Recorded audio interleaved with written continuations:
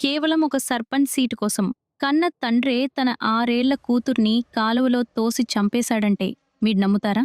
ఇది సినిమా కాదు, మన దేశంలో జరుగుతున్న దారుణమైన నిజం. మహారాష్ట్రలో ఓ వ్యక్తికి సర్పంచ్ ఎలక్షన్లో నిలబడాలని ఆశ. కాని 3 పిల్లలు ఉంటే పోటీకి అనర్హులని రూలుంది. ఆ ఒక్క రూల్ కోసం, అర్హత సాధించడం కోసం తన కవల పిల్లల్లో ఒక పాపని చల్లని నీళ్లలో ముంచి ఊపిరి ఆపేశారు. ఎంత క్రూరత్వం! ఇది ఒక్కడి పిచ్చి కాదు. మధ్యప్రదేశ్లో ప్రభుత్వ ఉద్యోగం పోతుందేమోనని ఓ టీచర్ జంట తమ 4గో బిడ్డను అడవిలో రాళ్ల మధ్య వదిలేశారు. ఒడిశా, గుజరాత్, రాజస్థాన్లలో ఈ 2 చైల్డ్ పాలసీ వల్ల భార్యలను వదిలేస్తున్నారు, ఆడపిల్లల్ని పుట్టకముందే చంపేస్తున్నారు, బలవంతపు అబాషన్లు చేయిస్తున్నారు.